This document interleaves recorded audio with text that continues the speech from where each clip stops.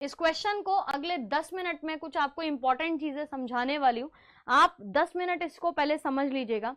आप अगर किसी भी बैकग्राउंड से हैं, आप आर्ट्स बैकग्राउंड से हैं, आप कॉमर्स बैकग्राउंड से हैं, इस क्लास में 100% बच्चा जो होगा वो इसको पूरा आज की डेट में समझ के जाएगा और दूसरों को समझा सकते हो उस लेवल पे समझ के जाना, ठीक है। बहुत इंपॉर्टेंट कॉन्सेप्ट है, पहले आप आंसर देख लीजिए, तब आप जो है वो मेरी तरफ फोकस कर पाएंगे, नहीं तो आंसर की तरफ आपका टेंशन रहेगा। हमने क्वेश्चन में लिखा है कि जो प्योर वाटर है वो फ्रीज करता है किस तापमान पे, किस टेम्परेचर पे, ठीक है। फ़ारेनहाइट में ऑप्शन है, तो मेरा जो आंसर है वो 32 डिग्री फ़ारेनहाइट है। फ़ारेनहाइट को डिग्रीज में लिखते हैं, हाँ जी बिल्कुल लिखते हैं, कोई दिक्कत नहीं है। अगर इसी को मैंने सेल्सियस लिखा होता तो 0 डिग्री सेंटीग्रेड होता, सेल्सियस होता, और मैंने यही केल्विन में आपसे पूछा होता तो 275.16 केल्विन। बताइए जरा, क्या मैंने कोई भी इक्वेशन गलत लिखी या सारी ठीक है, या 275 नहीं लिखे, हम इसको 273 लिखेंगे, 273.15, ठीक है।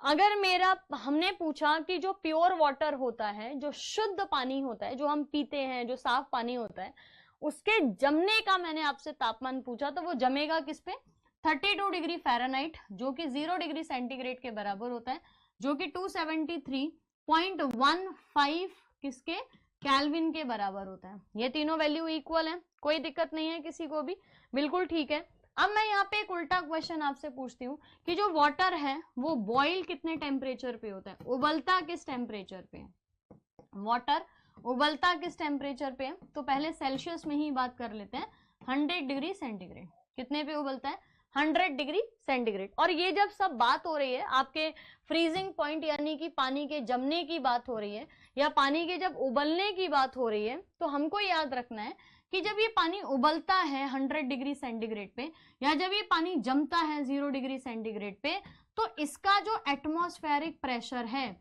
वो हमने कंसीडर किया है क्या, normal atmospheric pressure, 1 atmospheric pressure, जो कि 760 mmHg के बराबर होता है। किसके बराबर होता है, एक एटमॉस्फेरिक प्रेशर 760 mmHg के बराबर होता है। तो अगर प्रेशर नॉर्मल है तो हमारा पानी 100 डिग्री सेंटीग्रेड पे उबलेगा और 0 डिग्री सेंटीग्रेड पे जम जाएगा। अब मेरे आपसे 2-3 क्वेश्चंस हैं, वो जरा मुझे बता दीजिए। यहाँ पे लिखा है प्योर वाटर, शुद्ध जल फ्रीज करता है इस तापमान पे। अगर मैंने इसी पानी के अंदर नमक मिला दिया, ठीक है, तो भी क्या ये इसी टेम्परेचर पे वो फ्रीज होगा, या फिर ये नमक मिलाने के बाद भी 100 डिग्री सेंटीग्रेड पे ही बॉईल होगा। एक क्वेश्चन तो ये कि अगर इसी पानी के अंदर मैंने नमक मिला दिया तो क्या ये अभी भी इसी टेम्परेचर पे जमेगा और इसी टेम्परेचर पे उबलेगा, क्वेश्चन नंबर 1। क्वेश्चन नंबर 2 आपका मेरा यहाँ पे क्या है कहने का कि अगर मान लीजिए मैंने बोला कि मेरा एक पतीले के अंदर, हमारा एक पतीले के अंदर पानी रखा हुआ है, हमने उसको उबालने के लिए रखा, हम नॉर्मल एटमॉस्फेयर की बात कर रहे हैं, तो वो आराम से 100 डिग्री सेंटीग्रेड पे उबल रहा है, ठीक है। लेकिन अगर मैं आपसे ये कहूं कि इसी पतीले को आप ले गए हो माउंटेन के ऊपर, पहाड़ के ऊपर, ठीक है, आप एक हाई एल्टीट्यूड, या ये सीधा सा लिख लीजिए, आप 10,000 फीट की ऊंचाई पे हैं, ठीक है, आप 10,000 फीट की ऊंचाई पे हैं, आप वहां पे पानी को उबालने की कोशिश कर रहे हैं, तो भी क्या अब पानी 100 डिग्री सेंटीग्रेड पे ही उबलेगा, पहली चीज। दूसरा, अगर आप प्रेशर कुकर के अंदर खाना पका रहे हैं, तो आलू उबाले, मान लो आपने प्रेशर कुकर में आपने आलू उबाले, तो क्या जो आलू हैं वो भी 100 डिग्री सेंटीग्रेड पे ही उबलते हैं और उतना ही टाइम लेते हैं। ये बता दीजिए कैसे क्या जाएगा। आपको ये सारे क्वेश्चंस के आंसर क्लियर हैं? जिनके नहीं क्लियर हैं, और अगर आप आर्ट्स और कॉमर्स बैकग्राउंड से हो, तो एक ये ऐसा टॉपिक है जो आपको पढ़ना ही पड़ेगा, समझना ही पड़ेगा। ये अगर आज का पॉइंट आपको समझ आ गया तो समझना आपको बहुत कुछ समझ आ गया, ठीक है।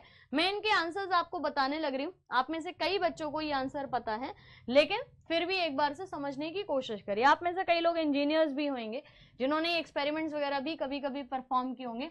चलिए देखें, इस क्वेश्चन का आंसर है 32 डिग्री फ़ारेनहाइट, है ना, 32 डिग्री फ़ारेनहाइट। देखो, हम कॉन्सेप्ट शुरू करते हैं फ्रीजिंग के साथ। पहले मैं आपको फ्रीजिंग बताती हूँ, क्योंकि क्वेश्चन फ्रीजिंग का है, तो पहले समझते हैं फ्रीजिंग। फ्रीजिंग का मतलब होता है जमना, है ना, फ्रीजिंग का मतलब है जमना। किसी भी चीज को, और जमना किस चीज का, मान लीजिए कि मैंने पानी को क्या कन्वर्ट कर दिया, बर्फ में कन्वर्ट कर दिया, ये मेरा 0 डिग्री सेंटीग्रेड पे हो रहा है, ठीक है, 0 डिग्री सेंटीग्रेड पे हो रहा है। अब हमारा जो फ्रीजिंग पॉइंट है सबसे पहले क्या, वो प्रेशर के साथ डायरेक्टली रिलेट करता है। याद रखिए फ्रीजिंग पॉइंट हमेशा प्रेशर के साथ डायरेक्टली रिलेट करता है। अगर आपका फ्रीजिंग पॉइंट बड़ा है, या मान लीजिए कि आपका जो प्रेशर है वो बढ़ेगा तो फ्रीजिंग पॉइंट भी बढ़ेगा, अगर प्रेशर घटेगा तो फ्रीजिंग पॉइंट भी क्या होगा, घटेगा। इसीलिए पहाड़ों में आपके ऊपर की तरफ आपने देखा है ना कि बर्फ जम जाती है, स्नो ऊपर की तरफ जमी होती है, नीचे इतनी नहीं जमी होती है। क्यों? क्योंकि प्रेशर है, ऊपर लो प्रेशर है तो फ्रीजिंग पॉइंट जो है वो लो होगा, यानी कि बर्फ जो है वो जल्दी जमेगी। दूसरा चीज ये कि हमारा जो वाटर होता है उसके जो मॉलिक्यूल्स होते हैं वो डुलते रहते हैं, हिलते रहते हैं, है ना। जब वो हिलेंगे तो क्या होगा कि उनके बीच में वो एक दूसरे को बम्प करेंगे और एक दूसरे से टकराएंगे। किसी भी पानी के जो मॉलिक्यूल्स हैं वो जब आपस में बम करते हैं या टकराते हैं, इसी चीज को हम क्या बोलते हैं, इंटरमॉलिक्यूलर फोर्सेस। तो लिक्विड यानी कि पानी के अंदर वाटर के मॉलिक्यूल जब बम्प करते हैं एक दूसरे को, तो उनके एक दूसरे से टकराने पे जो एनर्जी क्रिएट होती है उसी को कहा जाता है थर्मल एनर्जी। क्या कहा जाता है? Thermal energy. भारत के अंदर जो इलेक्ट्रिसिटी बनती है, भारत में जो सबसे ज्यादा ऊर्जा आपकी बनाई जाती है वो थर्मल एनर्जी से ही बनती है। आपकी सबसे ज्यादा बिजली जो बनती है ना, इलेक्ट्रिसिटी, वो थर्मल एनर्जी से बनती है। क्या है उसका मतलब, आप समझ गए ना। पानी के अंदर जो पानी के मॉलिक्यूल्स हैं वो आपस में टकराते हैं एक दूसरे से, ठीक है, और उनके टकराने की वजह से उनके अंदर जो ऊर्जा है वो उत्पन्न होती है। अब इसी पानी को हम उबालें, बहुत ज्यादा गर्म करें और हाई टेम्परेचर पे गर्म करें एक साथ, तो जो मॉलिक्यूल्स होंगे उनके आपस में टकराने की वजह से जो एनर्जी प्रोड्यूस होगी वही थर्मल एनर्जी होती है, और उसी से इलेक्ट्रिसिटी जो है ना वो आपका डेवलप होता है। बराबर है, एक चीज बराबर है। अब इसी को मैं आगे ले जाती हूँ। अगर इसी पानी का हमने टेम्परेचर घटाना शुरू कर दिया, यानी कि अभी पानी जो है वो 45 डिग्री के आसपास था, आप इसे 0 डिग्री पे लेके आ रहे हो, तो जो मॉलिक्यूल्स हैं उनके बीच की जो एनर्जी होगी वो क्या होगी, कूल हो जाएगी, कूल डाउन हो जाएगी या ठंडी हो जाएगी। तो टेम्परेचर कम करने पे, टेम्परेचर घटाने पे, 0 डिग्री सेंटीग्रेड तक लाने पे जो पानी के मॉलिक्यूल्स होंगे वो क्या करेंगे, बिल्कुल शांत हो जाएंगे, है ना। ऐसी क्लास जहां पे बहुत शोर हो रहा था और एक ऐसा टीचर आ गया जो देखते ही बच्चे जिसको डर जाते हैं ना, तो क्या होगा, क्लास के अंदर पिन ड्रॉप साइलेंस, सारे बच्चे जो उछल रहे थे अभी तक वो एकदम अपनी चेयर्स पे आ जाएंगे। वही वाला हाल है। जैसे ही आप टेम्परेचर को कम करना शुरू करते हो, जो मॉलिक्यूल्स हैं उनकी जो गति है वो क्या हो जाती है, धीरे धीरे धीरे धीरे कम होना शुरू हो जाती है। उनकी जो एनर्जी है वो भी डाउन हो जाती है, एनर्जी डाउन हो जाती है, जिसकी वजह से टेम्परेचर को कम करने पे पानी जो है वो किस में तब्दील हो गया, सॉलिड में, यानी कि बर्फ में तब्दील हो गया। तो फ्रीजिंग के दौरान जो मॉलिक्यूल्स थे उन्होंने अपनी एनर्जी बिल्कुल खत्म कर दी, बिल्कुल बंद कर दी, जबकि बॉइलिंग के दौरान, उबलने के दौरान जो उनके अंदर एनर्जी थी ना वो एकदम एक्सट्रीम लेवल पे आ गई थी, बहुत हाई एनर्जी जो है वो आ गई थी। एक चीज और याद रखनी है, लिक्विड का जो फ्रीजिंग पॉइंट होता है, लिक्विड का जो फ्रीजिंग पॉइंट होता है वो सॉलिड के किसके बराबर होता है, मेल्टिंग पॉइंट होता है। सॉलिड का मेल्टिंग पॉइंट होता है। तो पानी जिस तापमान पे फ्रीज होता है, बर्फ उस तापमान पे पिघलना शुरू होती है, ठीक है, बर्फ उस तापमान पे पिघलना शुरू होती है। तो अगर मैंने बोला कि पानी का फ्रीजिंग पॉइंट कितना है, अब इसको पूरे को समझ आ गया, समझो पानी का फ्रीजिंग पॉइंट कितना है, बताइए जरा, पानी का फ्रीजिंग पॉइंट कितना है जो आपने यहाँ पे बताया, वो कितना है, 0 डिग्री सेंटीग्रेड, है ना। अब मैं आपसे पूछूं बर्फ का मेल्टिंग पॉइंट क्या है, बर्फ का मेल्टिंग पॉइंट क्या है, तभी भी तो आप बोलोगे 0 डिग्री सेंटीग्रेड। बताओ, ये दोनों चीजें समझ आई। पानी का जो फ्रीजिंग पॉइंट है वो बर्फ के मेल्टिंग पॉइंट के बराबर होता है। फ्रीजिंग पॉइंट जो है वो अब मैंने बोला कि मैंने नमक ऐड कर दिया, ठीक है, इम्प्योरिटीज ऐड कर दी, नमक के ऐड करने पे जो फ्रीजिंग पॉइंट होगा, बताओ अब नमक को अगर आपने मिला दिया, पानी जो बर्फ है वो देर में जमेगी कि जल्दी जमेगी, इम्प्योरिटीज ऐड करने पे जो फ्रीजिंग पॉइंट है वो क्या हो जाता है, डिक्रीज हो जाता है, लेकिन बॉइलिंग पॉइंट जो है वो क्या हो जाता है, इंक्रीज हो जाता है। पानी में नमक डाल के उबालोगे तो पानी जल्दी उबलेगा, और पानी में नमक डाल के पानी को जमाओगे तो वो देर में जमेगा। जितनी भी आइसक्रीम होती हैं वो सब की सब जो है वो नमक उनमें मिला होता है ताकि वो जल्दी से मतलब जमे नहीं, आराम से जमे, लेकिन पिघले नहीं। नमक होगा तो वो पिघलेंगी नहीं। ठीक है, एक पॉइंट ये हो गया। अब बात करते हैं पानी के बॉइलिंग पॉइंट की। पानी उबलता कब है बताओ, बिल्कुल क्लियर होना चाहिए ये कॉन्सेप्ट आज से मेरी क्लास के बाद ना, बिल्कुल आप समझा पाओ उस लेवल पे। पानी बॉयल कब होता है, पानी उबलता कब है? जब जिस पानी को आप उबाल रहे हो या जिस लिक्विड को आपने उबाला, उस लिक्विड, जैसे मान लीजिए आपका पतीले में यहाँ पे पानी रखा है, इस पानी के अंदर को जब आपने उसको हीट देना शुरू की तो जो पानी है वो किस में कन्वर्ट हो जाएगा? गैस में कन्वर्ट होना शुरू हो जाएगा, गैस में।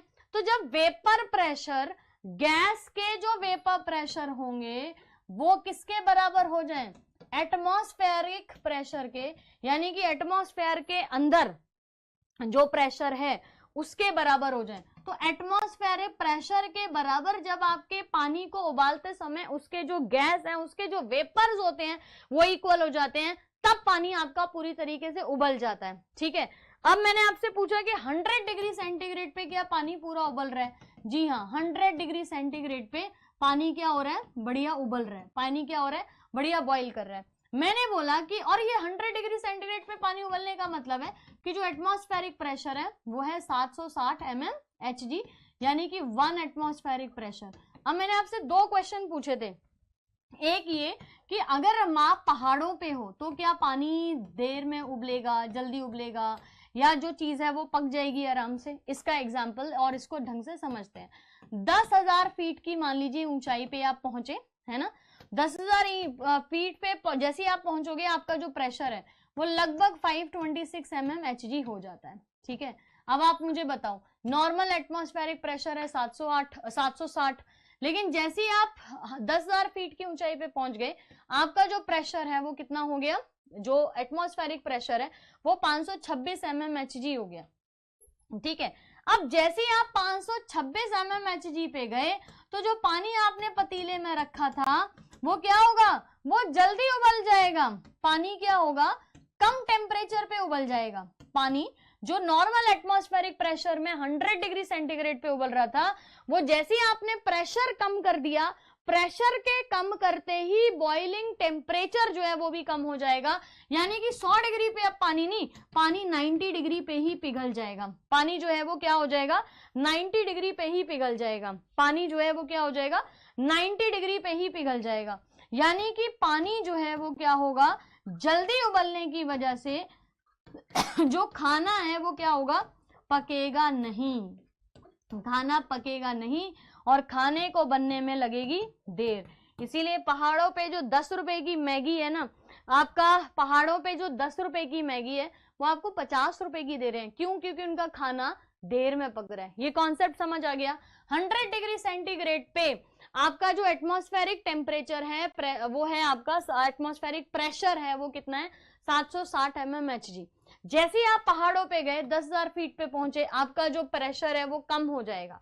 कम प्रेशर से जो बॉइलिंग पॉइंट है वो भी कम हो जाएगा, यानी कि जो अब तक पानी 100 डिग्री सेंटीग्रेड पे उबल रहा था वो 90 डिग्री पे ही उबल जाएगा। और जैसे ही पानी 90 डिग्री पे उबलेगा तो पानी जल्दी उबलने की वजह से जो उसमें हीट है ना वो इतनी नहीं होगी, यानी कि खाना जो है ना वो पकेगा नहीं। ठीक है, खाना जो है वो आपका पकेगा ही नहीं। ये वाला कॉन्सेप्ट समझ आ गया। और खाना पकेगा ही नहीं तो आपको स्लो गैस पे धीरे धीरे पकाना पड़ेगा। तो मैगी को यूजुअली बनने में टाइम लग जाता है। वैसे तो मैगी 2 मिनट में कभी भी नहीं बनती किसी की, है ना, लेकिन हम क्लेम करते हैं। तो उसके बाद पहाड़ों पे इसमें जो है ना वो टाइम ज्यादा लग जाता है।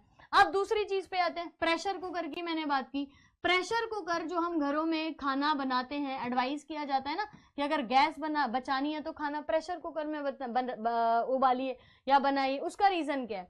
उसका रीजन ये है कि जहां 100 डिग्री सेंटीग्रेड पे आपके पास 760 mmHg होता है, हम जब प्रेशर कुकर के अंदर पानी रखते हैं और उस लिड को हमने बंद कर दिया तो उस प्रेशर कुकर के अंदर एकदम से टेम्परेचर 120 डिग्री सेंटीग्रेड पहुंच जाता है, जिसके क्लोज चैम्बर की वजह से वहीं पे गैस बन रही है, यानी कि वहीं पे स्टीम बन रही है, भाप बन रही है, गैस बन रही है। और मैंने आपको लास्ट क्लास में भी बताया है कि जो स्टीम होती है ना वो ज्यादा एनर्जी रखती है, ज्यादा ऊष्मा रखती है, तभी तो उबलते पानी से इतना हाथ नहीं जलेगा जितना भाप से जल जाएगा।